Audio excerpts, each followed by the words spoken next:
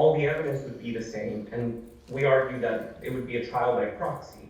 The same case, the same facts, same officers in DeKalb, we'd have to face them in Fulton with the prospect of another charge in DeKalb eventually.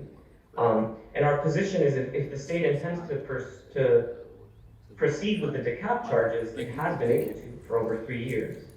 We're still just waiting. And I have, Your Honor, a dismissal for warrant prosecution is without prejudice, so it wouldn't be also final for the state. What it would do is So the state can go indict.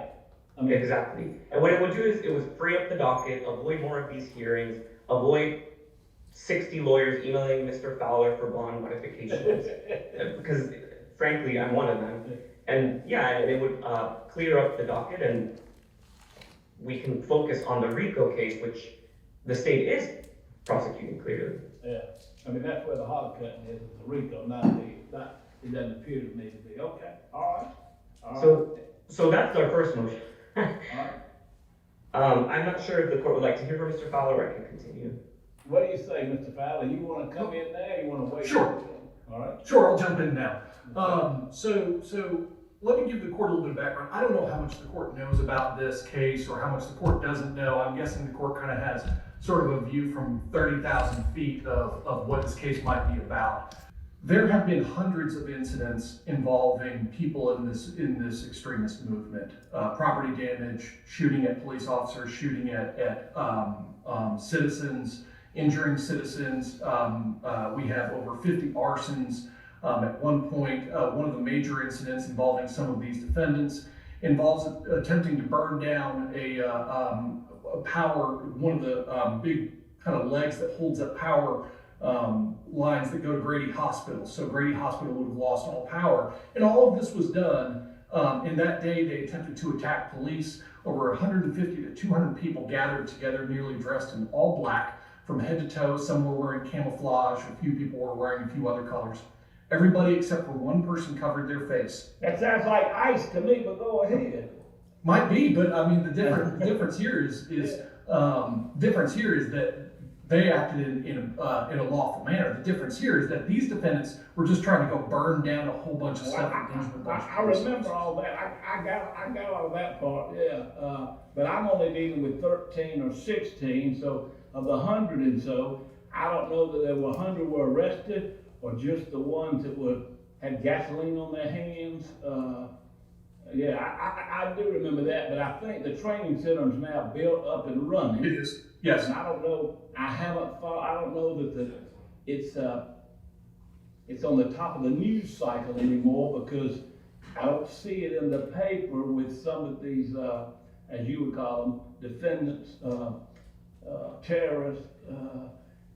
I haven't noticed any feeds about them being back or news being back. A number of them have moved on to whichever is the next movement in a different state, and have moved on to those protests and doing the same things in a different state for different movements. I mean that's because we did the actual research and went back and found the money, Judge.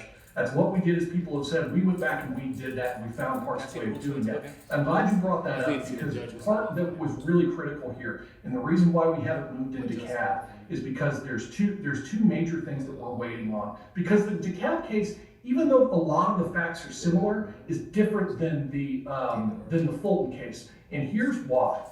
The difference is if we bring racketeering charges in both counties, the underlying predicate acts have to necessarily be different because of venue issues.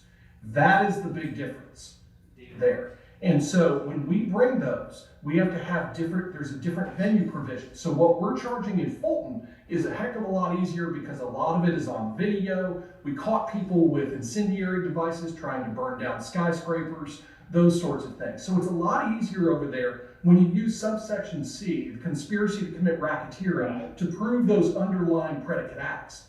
When we get over to DeKalb, and I'm sorry about the light behind me that just is poorly positioned. And so when we get over to DeKalb, it gets a little bit more complicated there, because the defendants did a really good job of covering up who was doing what. And I mean that physically. Can't see their faces except for one defendant. You can see his face. Number two, most of them put down their cell phones. And I say most of them, not every one of them did. And so we ran and to give the court a good example, is we ran what's known as a geofence. I don't know if the court knows what a geofence is. I do.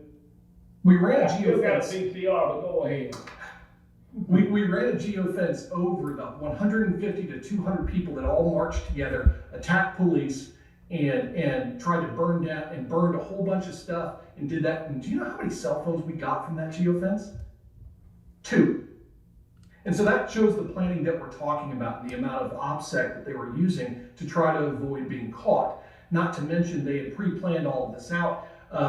There were booby traps laid for police. There were soaked tires that had been dragged into the middle of the road, preventing Georgia State Patrol or delaying Georgia State Patrol from responding to the scene. You can see civilians that are driving back and forth underneath large rocks, I know about the size of softballs, being thrown into the road. All of this is happening. So what we've done, here are the things that we've done. We've been able to trace a lot of the money back, and we're still waiting on one defense counsel who's not here. He represents a couple of other defendants that have not filed any motions today. They're going through communications that their client had with other people.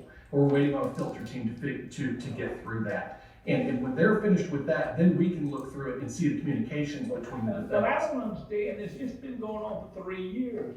And Sure. I would think, I would, but it's just, to me, it troubles me that it's taken 3 years. I don't understand. And that's exactly what, and so let me give the court the second reason. The second reason is because we're still going through all of the devices that were collected. And this is exactly why the defendants do what they do, and you can see it in their writing. But one of the things that they do is they gather together to attempt to overrun and make this incredibly difficult on the courts, incredibly difficult on the state, incredibly difficult on police, so that they can come in and complain about the fact that nobody's doing anything. Because what they try to do is overwhelm the system in an attempt to get away with this sort of stuff. It's in their writings. You can see it in their writings that they published online, all of that sort of stuff. This is consistent with their MO and exactly what they do. So we want to make sure that we get this right. One of the other things that we've done is we've just recently become available to us is a system where we can take the cell phones, all of the devices, and we can put them into the system, and it can establish all the connections between all of them, as opposed to us having to click through 300,000 pages for one cell phone device and all of that sort of stuff. So that's on the way as well. And it's interesting because I think in a separate defendant's motion, counsel for Ms. Wasilewski wrote something that I think is really true. We actually agree with, and I think it's a really good explanation for why we've waited, because we want to make sure that we have this case right if we're going to charge this many people with this. And they wrote, the defense is prejudiced with the mounting terabytes of evidence that could be used against her as the discovery has exponentially grown since the cases began. And I agree. And I don't agree about the prejudice, but I agree that the discovery just gets bigger and bigger. There are terabytes and terabytes and terabytes of information. We meet with law enforcement on a weekly basis over here to keep going through all of the information. It's an enormous amount, and I do think that one thing that the state and probably opposing counsel and probably every counsel on this here would say that this might be the most discovery anybody's seen on a case, maybe ever, and maybe somebody can point me to something larger. What I can say is it's enormous. It is absolutely enormous, and it's a very large cross section. So yes, has it taken a while? Absolutely. But are we going through it? We absolutely are. We're not just sitting on it, and so that's why. Well, I don't disagree, but this is not the Epstein file, all right? That's one thing. But at the same time, we got 3 years is up. I don't know how many people are assigned to the case, but if we're going to, my thought process, if we're going to make and I hate these words, make an example, because you're not allowed to say that in court, you're gonna make the world safe and all that stuff. But if we're gonna do this, I would presume that my top IT people, my top detectives would be on it nonstop. They are actually. Well, 3 years is a long time. That's what keeps coming back up to me. All right, we're not looking at the Zaveda, whatever the name is, for the shooting of John F. Kennedy. It's just one film. Anyway, but be that as it may, that's the difficulty I'm having. And I also have, back in my time as a trial lawyer, back when they prosecute my client for a bad check, they bring in 12 witnesses for a 2-witness case. And so it was the state's right to do that, but I always was troubled by that. But anyway, all right, what else you got, Mr. DeJean? I've heard I get both sides. I get both Yes. sides. Yes, Your Honor. The next motion is the motion to dismiss based on a violation of due process. And this one actually should take me less time because this court, through Judge Greg Adams, already ruled in favor of the defendant on this very same motion. And what the due process rights under Georgia law on indictment say is that essentially an indictment can't take too long. And we cite multiple cases in our motion, but the simple terms is that there's a due process right to a speedy indictment, right? So we're not talking about a speedy trial even. I understand the distinction. We're just talking about the indictment. And what happened last year in August 2025 is that another of my clients actually came before this court with Judge Adams, Gregory Adams, and we argued the same motion to dismiss on due process and speedy. And on August 14th, Judge Adams agreed with us. Back then, the amount of time that had passed was, I believe, 29 months when we were heard, and now we're at 36 with my clients. As I mentioned, other defendants have even more than 36 months. But the failure to indict within a certain period of time prevent the state of Georgia from going back and getting an indictment? No, Your Honor, It's still without prejudice. it's without prejudice. It's without prejudice. And so the remedy isn't that radical, right? It's a dismissal without prejudice so that the state eventually, if they want to indict, they do indict. Your Honor, I point the court to that order because Judge Adams is very thorough in why the state violated Marcicano's due process rights. Let me go to a practical situation for your clients. Presume, for the sake of our discussion, I dismiss.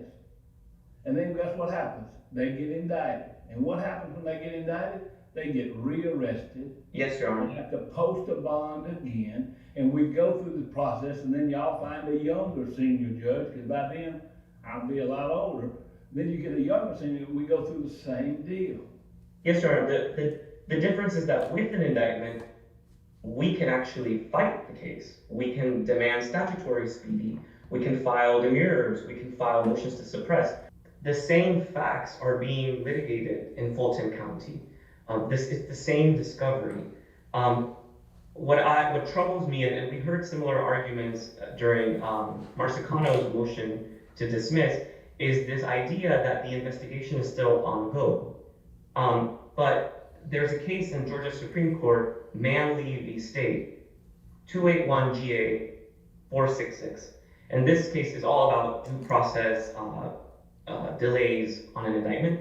And that case says that an indictment follows a completed criminal investigation. So Fulton County indictment was a completed criminal investigation. Mr. Fowler admits that case is way more complicated, way more defendants. The theory is way more challenging than proving a single domestic terrorism allegation. And yet that has already been indicted. The case is so prepared to go on trial there that now they're appealing a dismissal. So to distinguish these cases doesn't make sense, because if the investigation was still ongoing, they wouldn't have indicted in Fulton County based on the same set of facts. As the court mentions, I'm not sure what else will be revealed after 3 years of investigation. I'm not sure what else the state can produce in discovery that hasn't been produced in Fulton County. The crux of the due process motion really is that beyond prejudice, which we believe it can be shown, right? The defense can't fight the case. The defendant's lives are being changed. We've heard these restrictive bond conditions and so on. But the crux is that the delay is intentional. That is really what most cases don't find in the case law. The state's delay wasn't intentional. It wasn't tactical. But Your Honor, we heard from the state itself that this is an intentional delay, that this isn't a by chance or because there was a COVID pandemic or because the defendants are nowhere to be found. The state itself is deciding to not indict these cases. But their position is, and I understand it, with technology, the growth in technology, they're attempting to seek other information, and based upon their experts, they're finding other communication. I'm sure everybody wants a smoking gun. Quite frankly, they're looking for emails or text messages that say, we're all meeting at Waffle House, we're all gonna dress this way, we're all gonna go out there and who's gonna handle the tires, who's gonna handle the gas, who's gonna handle this, and by the way, we all know not to bring our phones. You know, I mean, I'm sure they're seeking additional information based upon the changes in technology, I think, in the last 3 years. Right, Your Honor, but yeah, I don't know if it's reasonable or not, that's the big question. yeah, and I think that for at least for my 4 clients arrested March 5th, 2023, the incidents ended. I mean, that it was a single day, couple hours incident. So sure, the state could seek more discovery, investigate more, but at least for our case, right, I'm not talking about the 61, the 100, the 200, specifically to March 5th, 2023, it was actually a very simple incident. And so to argue that you need so much technology for something that happened 3 years ago doesn't really follow logic. The case has ended, the incident has ended, the prosecution has started in Fulton County. And if I may, to sum up, I'll read part of the order from Judge Adams. Judge Adams says that this case is distinguishable from Billingsley v. State 311 GA App 490, which the state based its arguments on. In that case, the court found no deliberate delay by the state when the delay was due to law enforcement failures to promptly arrest the defendant. And I'll skip. Here, defendant was arrested by and available to the state on the same date as the alleged offense. And the 36-month delay is solely attributable to the state's deliberate decision not to seek an indictment in this county while doing so promptly in another county. And so essentially, Your Honor, and that really is the bottom line of their due process argument. It's not that the state can't indict. The state has decided not to indict here in DeKalb because the state did decide to indict in Fulton. And for my clients, what's especially problematic is that, sure, you can't indict twice, but the RICO charge was dismissed in Fulton. So there was a window of opportunity where the state could have indicted these cases, right? It was a couple of weeks. Instead, the state is appealing the RICO dismissal, which might take longer than another year, while we're still here waiting on warrants, essentially. Let me ask Mr. Fowler this question, because you know the RICO law much better than I do.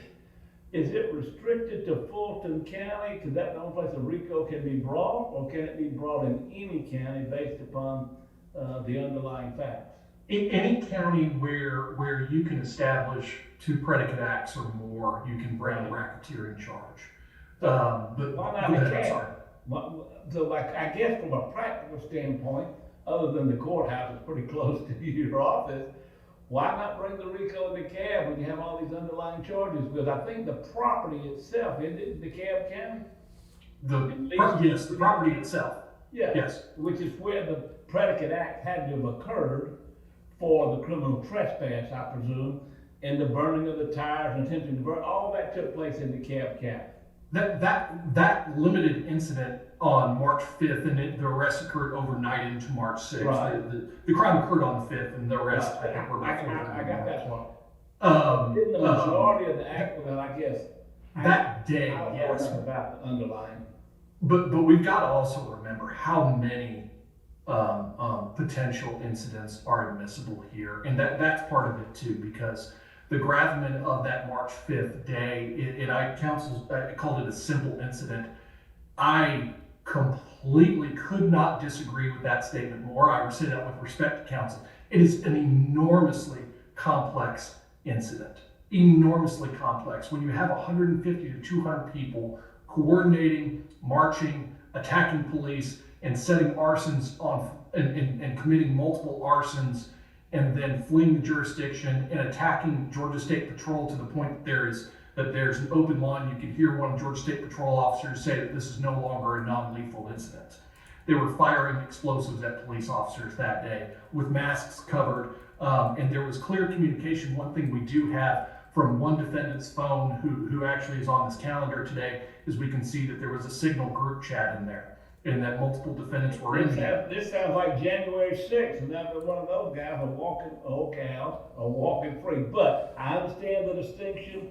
We don't have anyway, I understand that, and I remember following that very closely because the media was there and the papers were there. But you heard his argument about the due process position. I'd be glad if you want to follow up, Mr. Certainly. On So that.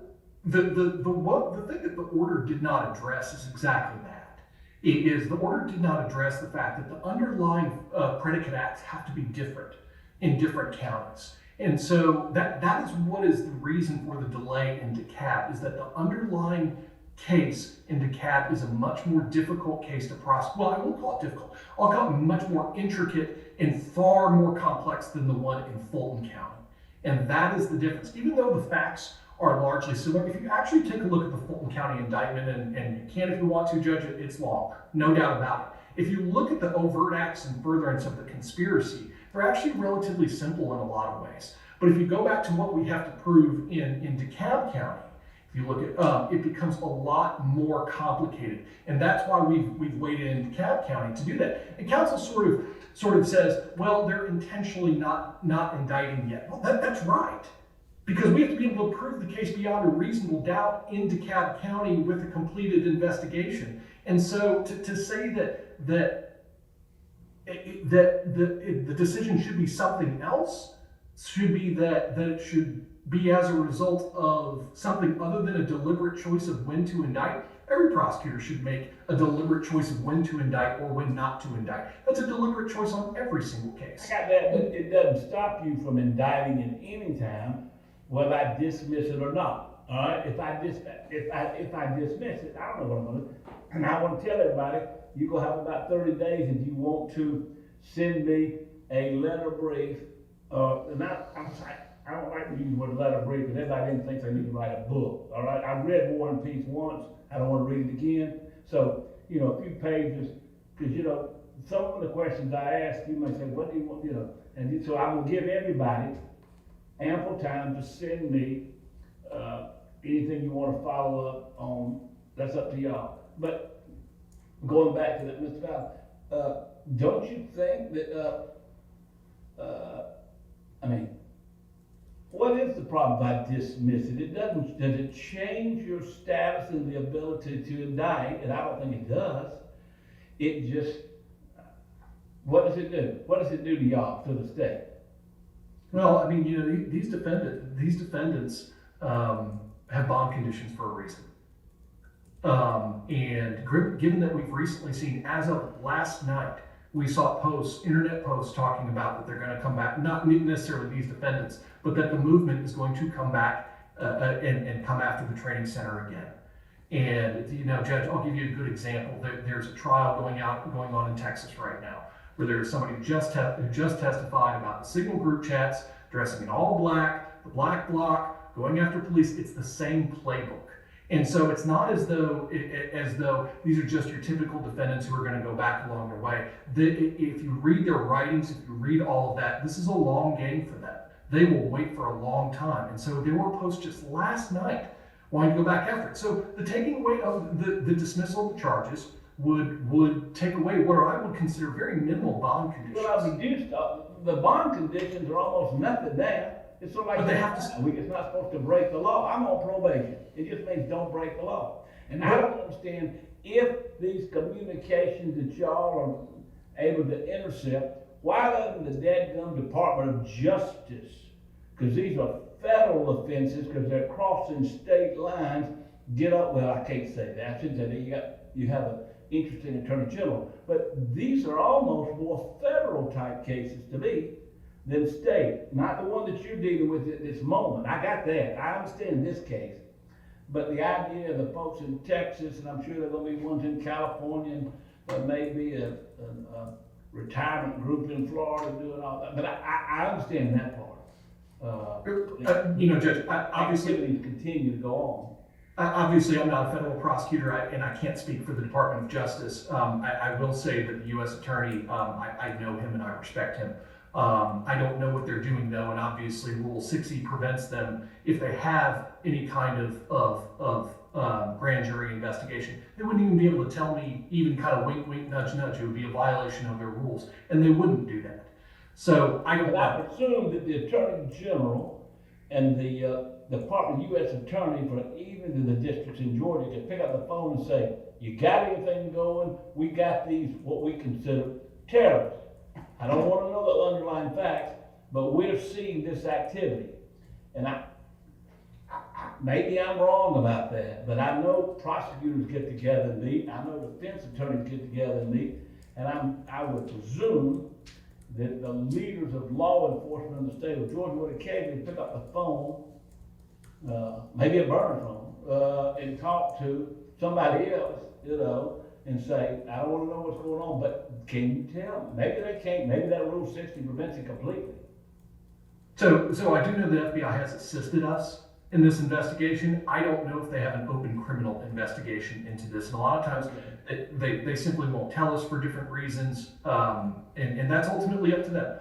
I have no authority over them. I know that. Yeah. So they're a federal agency. The U.S. Attorney's Office, DOJ is obviously a federal agency. I've never worked for any of them, so I can't speak for their inner workings.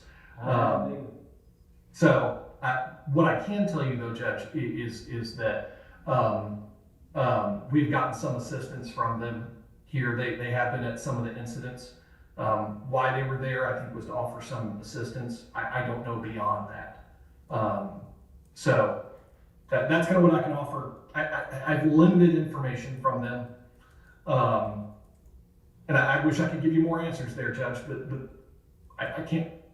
I simply can't. I got that. But if you go back and look at 9/11, which then we created the Homeland Security Group, for whatever it's worth, was because of a failure of communication between all these big departments in the U.S. government that allowed the planes to crash, to come to America, all right, because they wouldn't communicate. And I thought that as a result of that all the powers would simply occasionally communicate with each other, because the discussion with me about this Texas group troubles me, or the chatter in Texas, because it means this, if you will, we just call it a band of merry warriors, or doing their thing, which people have the right to organize and protest, not burn down stuff, but people have the That's right why to we've had to protest. That's why we've had to step in and do something. The district attorney in DeKalb County declined to do anything with any of these defendants, so we've had to step in and do the work here. So we are here. I got you. But nothing stops y'all from indicting. The only thing that an indictment does is it speeds up the process for the defendants to say, hey, 3 years is long enough. You got 2 terms of court if they file a speedy trial. But after it's still 2 terms. And I know nobody, although we've all had cases where our clients were indicted within a week or 2, so we wouldn't get a chance at a preliminary hearing back when I practiced as a lawyer. But anyway, okay, all right. What else you got, Mr. John? Yes, Your Honor. To wrap up the due process argument, which lead into the speedy arguments, which are my next ones, I'll read another quote from a footnote from Judge Adams' granting of our motion to dismiss. And the reason I read this is because the Attorney General's office is presenting the same exact arguments that we heard a couple months ago, and now more months have passed. And Judge Adams says, at the hearing on this matter, the Attorney General's office argued that the investigation was ongoing and suggested that part of the reason for delay was due to its obligation to only present matters to a grand jury that it believes in good faith can be proven beyond a reasonable doubt. But this explanation is undermined by the fact that the RICO conspiracy indictment in Fulton County alleges that defendants participated in, quote, domestic terrorism based upon the same conduct found in this matter's arrest warrant. The Attorney General would not have sought an indictment against defendant in Fulton County with allegations of domestic terrorism if it did not believe that it could prove the same case it hasn't indicted here. So, and Your Honor, and I could pull up the RICO conspiracy indictment, but the overt act is alleged. Defendant committed domestic terrorism. Right. Oh, And so, yeah, and so here we are, 3 years later. But so again, we have the warrant of prosecution, which is the court's discretion, the due process, which is without prejudice as well, and then the other motion to dismiss we have would be a dismissal with prejudice, and that is the speedy trial arguments. And Your Honor, I believe that multiple defendants have this as well, but unlike the due process argument, which it's more, like wholesale defendant-wide, right. the speedy trial is going to be very specific on prejudice to each defendant. And so I could go in depth with each of my clients, but then I'm not sure how the court would like to proceed with other defendants, right? Because they're going to have their own sets of prejudice, same arguments, yeah. So I'm not sure how the court would like to proceed after these two. I could start, but Well, the speedy trial thing does end the case completely, unless it's appealed. I got that part. You may be pushing a rope up a hill on that a little bit because the law is not so much, I won't say not so much, it's limited in the pre-indictment speedy trial versus post-indictment speedy trial. And so that's where your rope is, trying to push it up a hill is a little difficult. For me, it's a little more difficult to deal with. I can follow the due process pretty well in warrant prosecution, but speedy trial is just pre-indictments. It's everybody's prejudiced, all right? But let's face it, the majority of, and then I'm gonna exclude every one of y'all. But the majority of my friends in the legal business are not interested in a speedy trial if their client's out of jail, all right? They're not interested. As a matter of fact, the longer it goes, the better it is for them.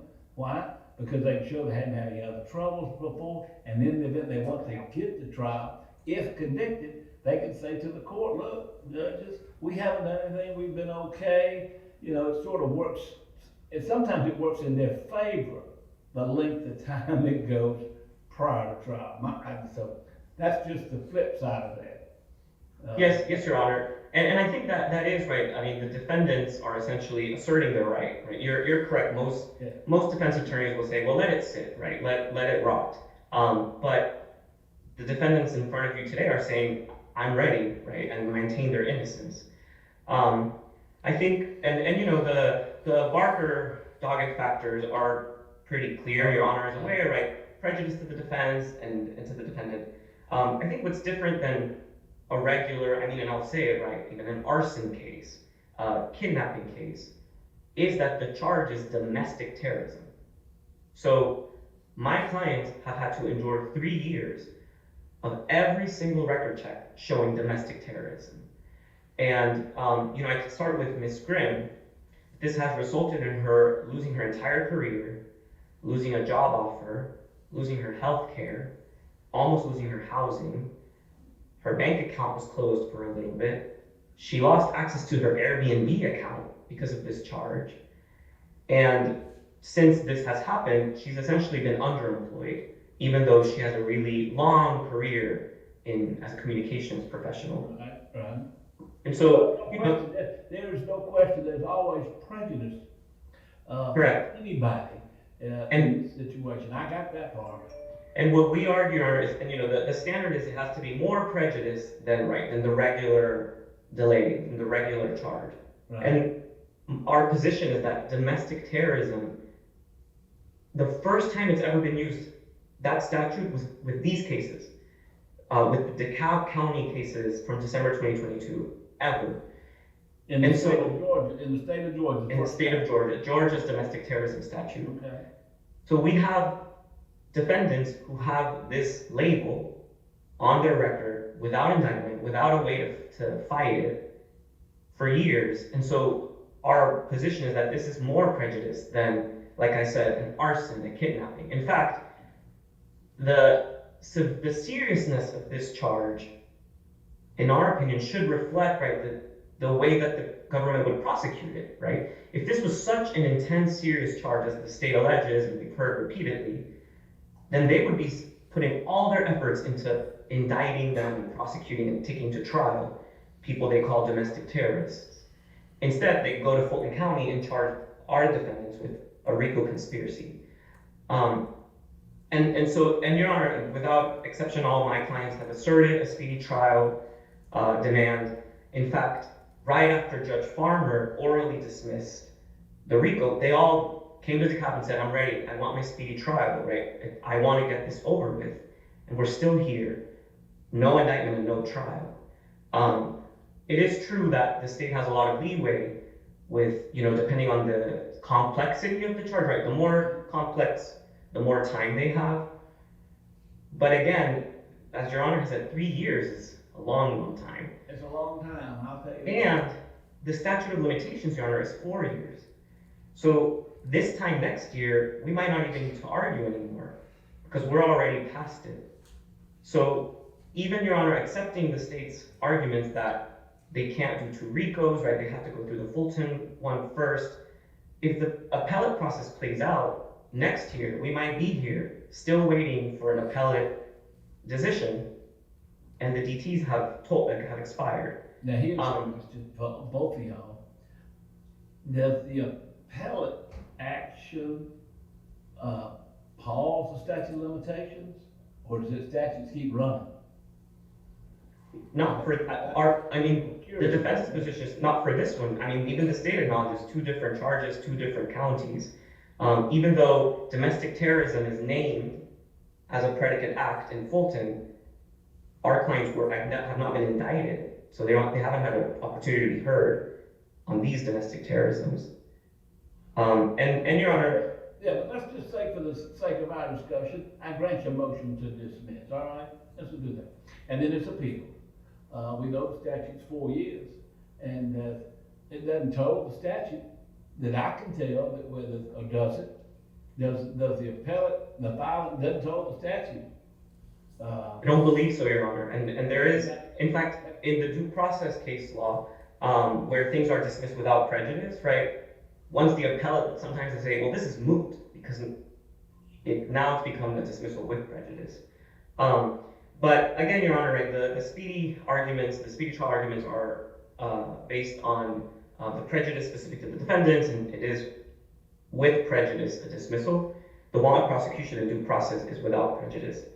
And on your client, if you would like to, if you want to lay out specifically in your letter brief to me, if you want to, on each individual, Yes. and I'll say that to everybody, they want to do that and list it in a little block, A, B, C, and D, because that does have some concern to me, but. Will do, and Your Honor, and fortunately, I without being too crass, my clients have been ready to fight these charges, right, for years. They maintain their innocence. They're all out of jail, and so we submitted with our motions exhibits. Okay. Yeah, but for the court's consideration, I'll just write a quick brief. Right, this is what that shows. This is what that shows. And Your Honor, the last thing I'll say too about these 3 arguments, right? Because they all have to do with the Fulton indictment.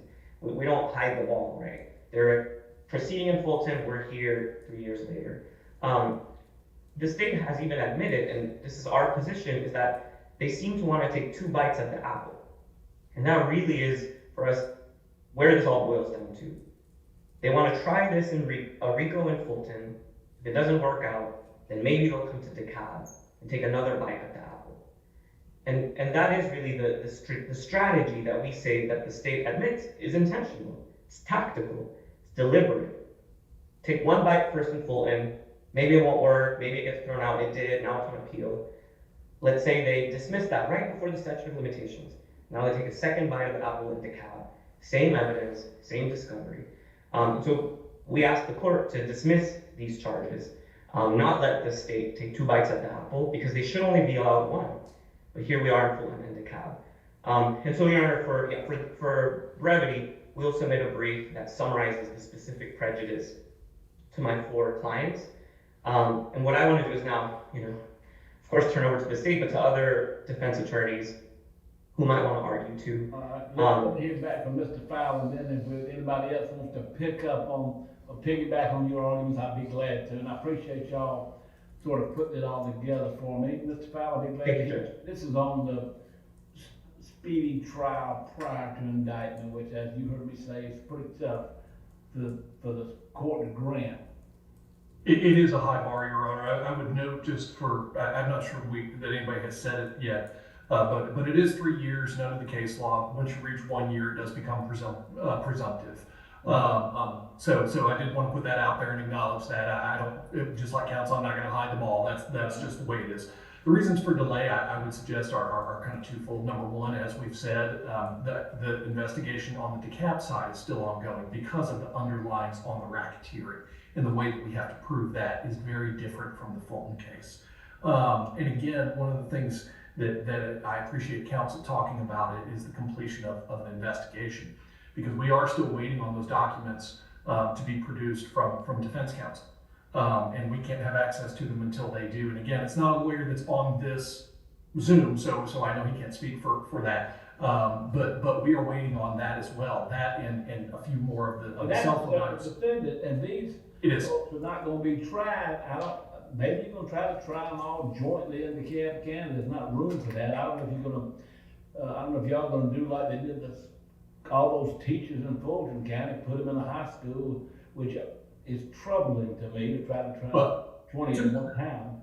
To be clear, I'm not part of the Fulton County DA's office, so I have nothing to do with that. I've never worked in Fulton, Judge. I come from Houston County and Clayton County. That's my background. Okay. I got that, but I know in DeKalb County, the question's gonna be, are y'all gonna try to, Sure. in the event it went forward, are you gonna try 10 people at a time? Are you gonna do 3 or 6 or, I know you haven't made that decision yet because it hasn't been indicted. And then y'all may look at some of the evidence and say, we're not gonna indict 2 of Mr. DeJohn's cases, and who knows? And that's the other side of it, Judge, is that some of these folks, if they let the investigation play out, may avoid indictment in DeKalb County, but they're pushing it so fast that if they just let it go. I gotta tell you, 3 years is not fast, all right? I got that. I need to tell you, 3 years is not fast, and it is troubling when you apply for a job. If somebody's doing that, say, oh, by the way, I need to run a criminal history on you, this is not good, Sure. I don't disagree that you may decide that 3 of these defendants, we don't have enough on, we're gonna let them go. But the others still are suffering as a result of just something hanging over them. Sure. And I don't mean to be disrespectful when I just say sure. I apologize. This is a good. I hate that these people's lives and everybody's up in arms. It makes good legal. It makes good a law school discussion for months. But the trouble is, we've got individuals that are dealing with this. This is impacting their lives. I mean, from an intellectual standpoint, it's fascinating. But the reality is, this is not purely intellectual. It is dealing with boots on the ground, period, and lives are at stake all the way around.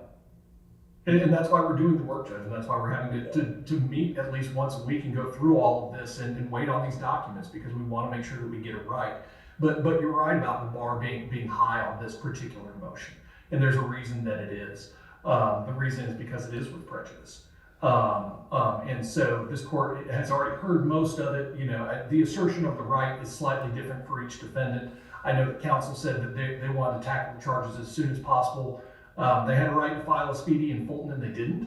One defendant did. And then there was a pre-trial issue that popped up, and on the morning of trial, we were ready for trial, and they filed a notice of appeal, which they had a direct right of appeal, and so that derailed that case for about a year. And so, and that has nothing to do with Judge Farmer's order. That was 2.5 They're years. right under the law as set forth by the Georgia legislature. Well, for what it's worth, if we're going to have a kind of a law school discussion, it wasn't a statutory right. It was a collateral. It was a collateral right that the Supreme Court has identified as a denial of a plea and bar on a statutory speedy trial claim has a right of direct appeal under the collateral rights doctrine. And just recently, I believe it was just last week, the court actually called the collateral rights doctrine into question, saying, where did this come from? But that's neither here nor there. That's a discussion for a Saturday. I mean, The only thing I think was, I'm sorry, not he, Timothy Murphy. Yeah. My But fault.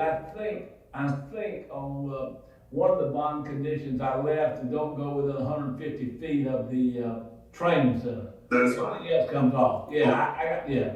Okay, Yeah. so I would ask I'm not that you, into those stuff. that you Absolutely. modify Timothy Murphy's bond to that extent, and then, the rest of the stuff I'll submit to the court. Martin is basically saying, mine is just due process and speedy trial, man. One that would allow, re-indictment, and the other one that would kill the case. Sure. All right. Now, I don't want to cut anybody else off. I got a bunch of other lawyers on here. Mr. Bass, is it Mr. Bass? Yes, sir. Yes, Your Honor. I would like to Absolutely. add a little bit to this argument. We had a motion to dismiss and a motion to modify bond conditions. I will, we asked for a signature bond, but we will ask for a $100 bond instead. Okay. And also, you know, the limitation on going near the facility is fine. I know Mr. Fowler will say a $1,500 bond, and you know me, $100 gonna be okay, unless there's something different about your. Here's what I would say, Your Honor. My client has showed up to every court hearing. He's in it right now. You know, we don't need all of these conditions in order to have him appear in court later. I mean, it's that simple. I think $1,500 is excessive, but you know, however Your Honor I rules. said 100. I said Mr. Fowler said 1,500, which is what Yes, you sir. don't know, unless it's Mr. Fowler. I don't want to be speaking for you, but a $100 bond. Your client hadn't been arrested. I don't think. No, not since. Okay, all right. Yeah. And the other thing is the motion to dismiss. You know, Javier did a wonderful job explaining our arguments, but just very briefly, the state did violate my defendant's due process rights. That's Mr. Alex Papali. In order to prevail on a claim that due process rights were violated due to indictment delay, we have to show two things, right? The defendant and his defense have been actually and irrevocably prejudiced, and the delay was the result of deliberate prosecutorial action. The irrevocable prejudice has to do with the destruction of the land, which contained, you know, things like mud. It's the site of the alleged misconduct. That land has been irrevocably changed because the facility failed. It's fenced off now. You know, developers have come through there with bulldozers, put in roads, put in buildings. It's impossible for us to go to that land and find exculpatory evidence at this point. So that's the actual prejudice on the motion to dismiss here. The delay was the result of deliberate prosecutorial action. I think we've heard Mr. Fowler admit that today. I do believe that they have not brought these charges because they want leverage in the Fulton County cases. I will say, as primarily a claims attorney on the civil side, I would not wait till the statute of limitations to bring any claim. That's because witnesses die, evidence disappears, memories fade. Waiting 3 years at this point, like his case is just getting older and older. The evidence isn't getting better and better. And when he talks about his reasons for delay, he said there were 2 reasons, but I can summarize it as 1 reason. And that is that basically he just said that it's all too hard. And that to me is not an acceptable excuse. I have an alternate theory as to why the Attorney General has not brought these charges, and that's because I believe he needs them as a live political issue in his campaign for governor. If you were to make one visit to his Facebook page, you would see hundreds, dozens at least, of sheriffs endorsing it. The law enforcement contingent is very important to him, and he wants to show his support for that. And I'll just submit this in a brief or some sort of motion right after this, but the fact is in the last 2 weeks he has purchased ads that are built on comments he made on this case on March 6th in 2023. He is buying ads using that old video from 3 years ago to promote his governor campaign. He's saying, as governor, I'll fight domestic terrorism. So, the alternate theory to why the state is delaying, it's not because it's too hard. It's because the attorney general needs this for political reasons. You may have an argument there, but the flip side is, I imagine that he's too busy campaigning to come in and tell Mr. Fowler what to do every day. So, I imagine he lets, I know prior attorney generals from Lewis Slayton and Mike Bowers used to just let his assistant attorney generals or deputy attorney generals get at it and go, and until it got too out of the way, he would let them do their own thing. And so I'm going to presume, just for the sake of our discussion, that the attorney general does that, because the last thing he's got, I don't know how many lawyers he's got in his office, got a bunch of them, is he got them, he's spending all his time right now at the legislature trying to make sure they don't mess too much. But I understand your position, all right? It's not just a position, Your Honor. I mean, the fact is, he bought ads in the last 2 weeks. He is heavily involved in this case, and I would be surprised if John Pollard could say that he doesn't take direction from the Attorney General as the head lawyer of the He doesn't state. take direction, but I don't think he's micromanaged. But maybe I should have used a different choice of word, micromanaged. Maybe not, but the fact of the matter is those DeKalb County charges have not been brought, and I don't believe Fowler would bring those unless he had permission from his boss. But I could be wrong about that. Either way, I do believe this is the reason why these charges are continuing, is because they're politically advantageous to the Attorney General as he runs for governor. And then backing off of that. A lot more ads. He's got to buy a lot more ads, because that fellow named Mr. Jackson, This is exactly why he's pushing so hard on it now. He wouldn't have to buy ads right now if it weren't for the fact that he's got severe competition from Burt Jones and from Mr. Jackson. So, but I do want to return. That may seem a little bit far afield. The fact is we still have the original arguments here too that we put forth in our motion to dismiss. So those are my arguments. All right, Mr. Fowler, anything in response? Judge, what I'll say is this. The thing that the Attorney General has always told me is that when you do your job, you do it legally, ethically, and honestly. That's what he tells me. And I'll leave it at that. Yeah, I agree. Outside of the argument is the same Yeah. for this defendant as it is others. So I same thing with the fourth prong factors. I know that there's an accusation of an intentional delay. There is no intentional delay here. So I'll just leave it at that. Hang on, I wouldn't let him interrupt you, so hang on. Go ahead, Mr. Fowler. You said there's no okay. All right, Mr. Bass, what you want to tell me again? I'm sorry, I have a difficult time containing my facial expressions. I just don't believe that Assistant Attorney General Fowler isn't talking to his boss about the biggest racketeering case in the state of Georgia that isn't involving Fannie Willis. So that's just not believable to me. Okay, all right, thank you. All right, now then, any other counsel want to bring up any arguments that are different, that hadn't already been made? I don't want to cut anybody off. I do, Your Honor. Josh Lynch for Teresa Shem. All right. And I will try not to, go over the same issues that we've heard, a couple times. If you do, it's like a church service, whoever's in the pulpit says it 3 or 4 times because he doesn't think anybody hears it the first 2. So, but if you do, you do. Don't worry about it. Okay. Well, the issues actually start, long before my client was arrested on January 18th. And it starts when the Senate introduced SB 1 to modify the definition of domestic terrorism. That bill, SB 1, ultimately failed to pass in the House and failed again on reconsideration, so it died. The Senate then took a different bill, HB 452, and took the language directly from Senate Bill 1 and put it in HB 452 and passed both the House of Congress, and the House by a vote of 96 to 77, which is 55%. So the problem with that is that Georgia's Constitution plainly says that no law, no bill or resolution intended to have the effect of law, which shall have been rejected by either house, shall again be proposed during the same regular or special session under the same or any other title without the consent of 2/3 of the House. So in passing HB 52, they violated the state constitution by merely substituting the language from SB 1 into that bill. So the domestic terrorism law itself has issues in terms of the constitutionality and the way that it was passed, and that is not the only issue directly related to the statute. And a constitutional challenge, because if the bills are different and all, and add another few words to it, that doesn't apply. And I presume, since they just substitute, they didn't substitute, they just created another bill.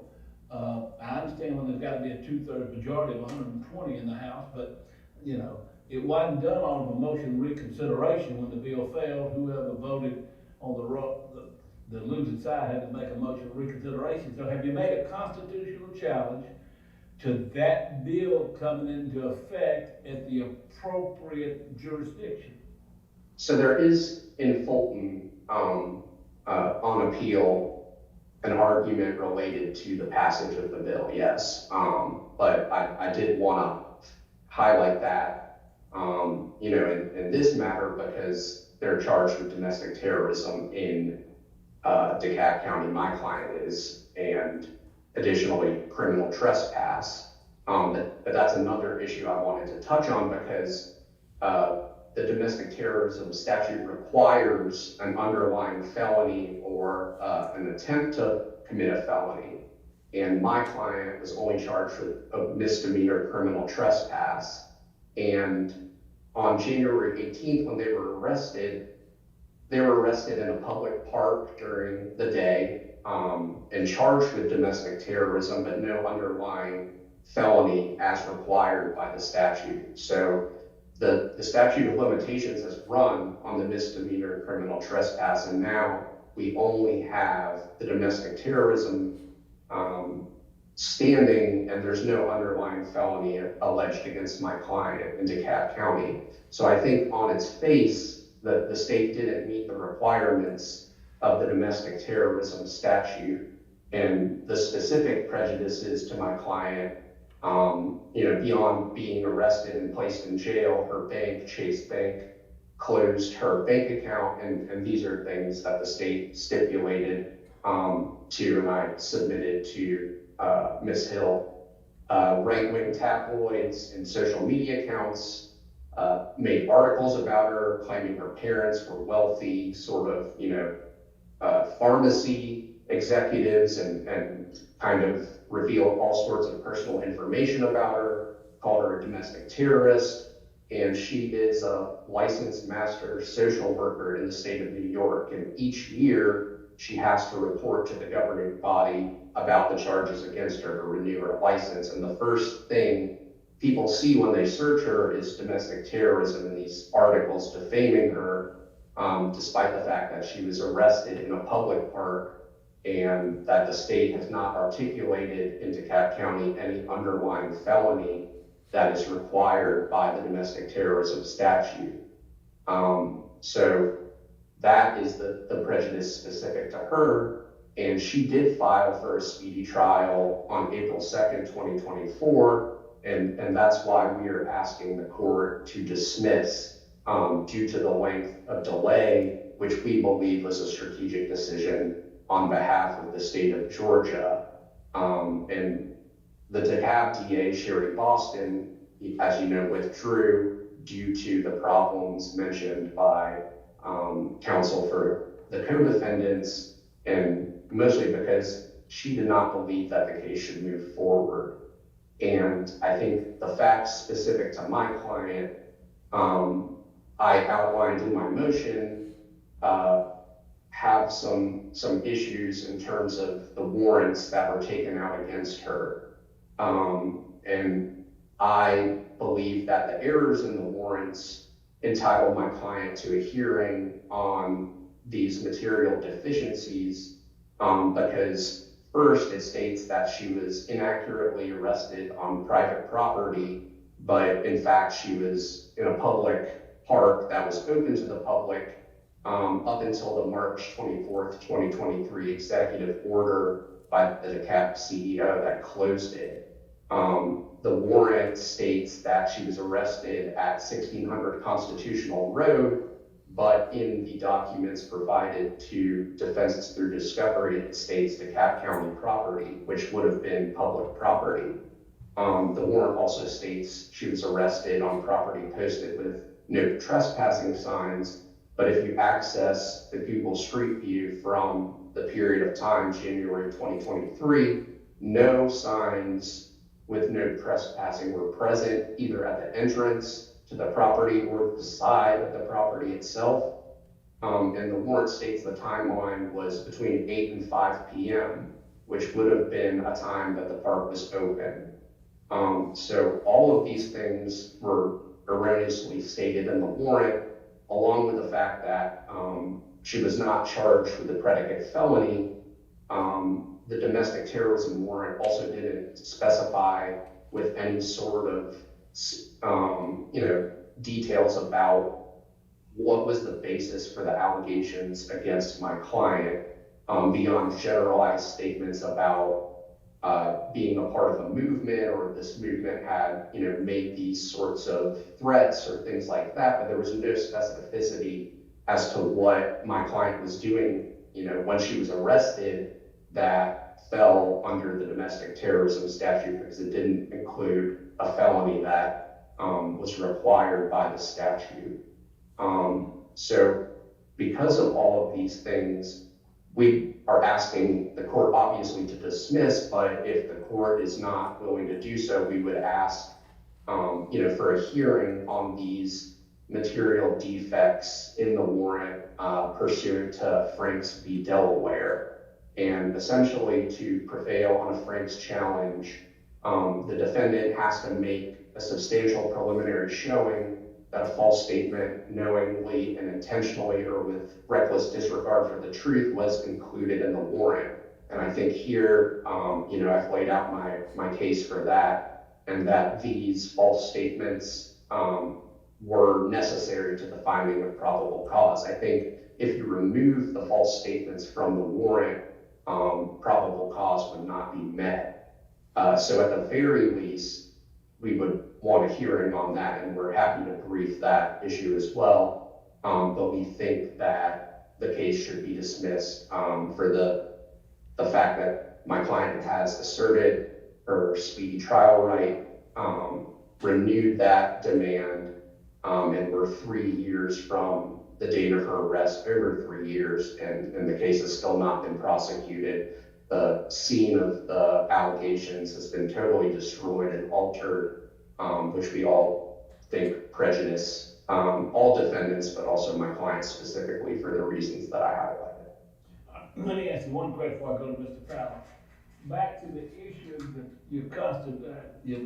I don't know if it's constitutional or the process which the legislature passed this bill, and your argument, you said there's a suit pending in Fulton County regarding the enactment of that law. Is that what I'm hearing?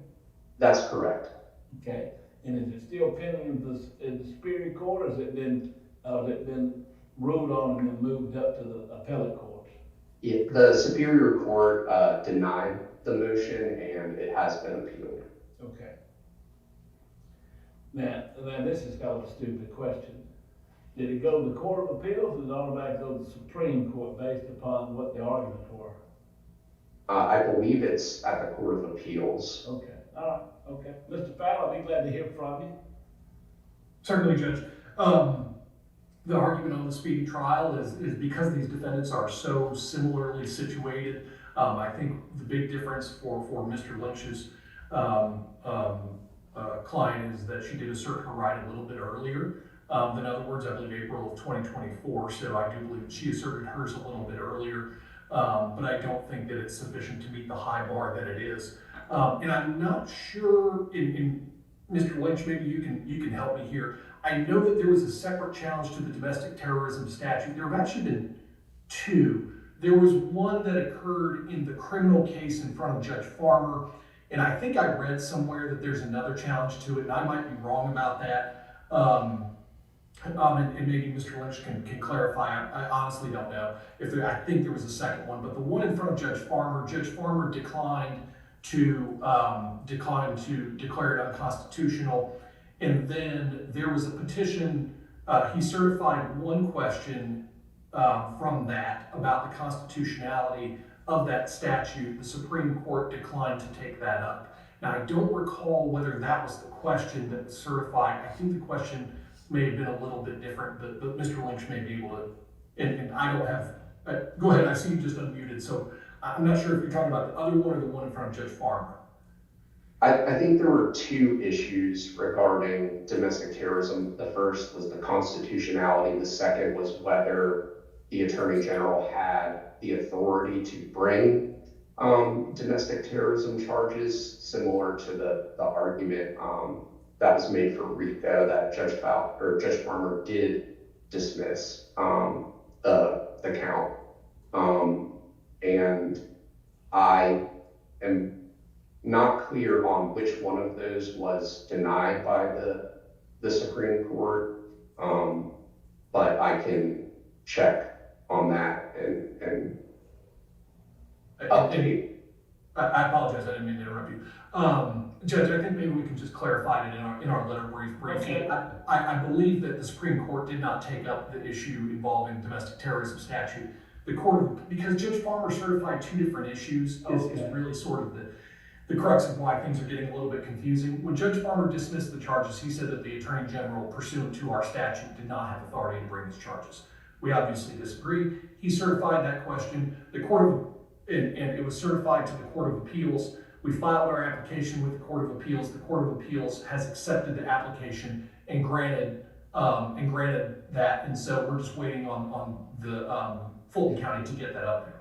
Okay. On the domestic terrorism statute, he declined to declare it unconstitutional. He certified that question as well. It was maybe about 2 weeks ago, or maybe a week ago, I don't remember.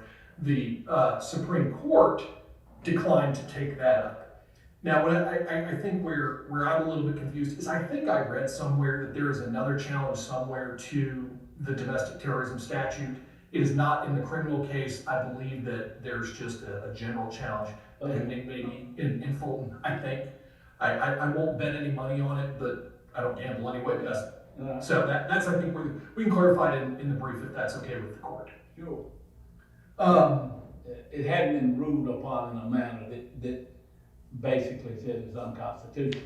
That's correct. That's what I want to make sure. Okay, go ahead. Let's see. Council asked for a hearing on the. In the event I don't dismiss, or for whatever reason, he would like a hearing, I think, on the allegations of the warrant, the facts underlying the warrant, was my understanding. Is that right, Council? Okay, go ahead, Mr. Powell. That seems to be an issue for another day. If he wants a hearing. Yeah. So I'll just move on from there. Okay. And I believe that is all that we were, and the allegation that we intentionally delayed because there's destruction of items. I can't control what the city of Atlanta does. The state doesn't get to tell the city of Atlanta what to do. There is no statutory authority. So it's just like any other crime scene. If you have a murder in a house, you take video, you take photographs, you process the scene, you release the scene. And if somebody comes in the next day and the owner wants to destroy the house, they have every right to do that. And that's why video, photographs, and all of that are taken. So no, it's the city of Atlanta that builds that. It's not the state. So for that reason, we had nothing to do with a crime scene being changed. So that's why there's video and photographs and all that. So we ask that the defendant's motions be denied. Okay. Any other arguments from other counsel that has not been made regarding anybody's comments? Well, if not, I'm going to give y'all, reasonable amount. Go ahead. I'm sorry. Sorry, Your Honor. I know I'm taking all the airspace. We do have a motion for bond modification for Grimm. I was just put way at the bottom because of all our motions. Tell me about what? And same facts as others. I think we requested that it just be the stay away order. And we asked today that it be the reduction to $100. And 150 feet from the site, period. All right. Mr. Correct. Fowler, if you want to object, you can. For the record, I don't want to get anybody in trouble. I'm just going to modify the bond for, I'm not sure which client it was. Priscilla Grimm. Okay. You know, all the other special conditions go away except 150 feet away and $100 bond. Yes, Your Honor. And then lastly, we have another constitutional motion on the First Amendment, but that's an entirely legal motion. And it actually, as Mr. Fowler has indicated, got litigated in Fulton. So we'll just submit it in the papers. I mean, there's no exhibits. It's just about the First Amendment and due process. Yeah. All right. Ladies and gentlemen, if not anything else, we'll close it down. If anything got anybody else, let me know. I don't want to cut anybody off. Judge, do we need to submit these modification orders to you, or you all just gonna draw them up since they the same for everybody? Well, I would suggest y'all just submit it to Okay. Ms. Hill, and I'll get it all in tomorrow. If you want to get it in tomorrow, that's fantastic. But I promise you, I probably won't read it tomorrow, so that y'all know what to do. Judge, It might be helpful to have a deadline, Your Honor. Okay, well, how about this? Today is March the 6th.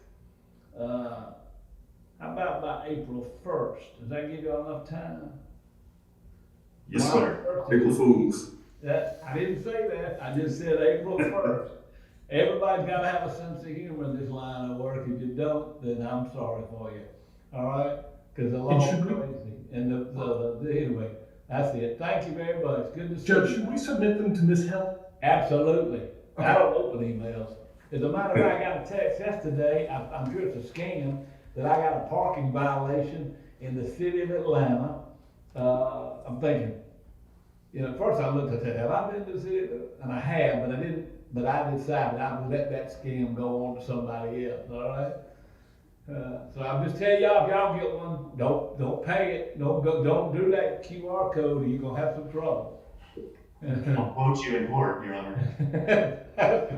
All right. Good to see y'all. All right, thank you, Judge. Have a good weekend. Y'all too. Thank you, Paul. Thank you, Judge. Thank you, Judge. All right, thank y'all.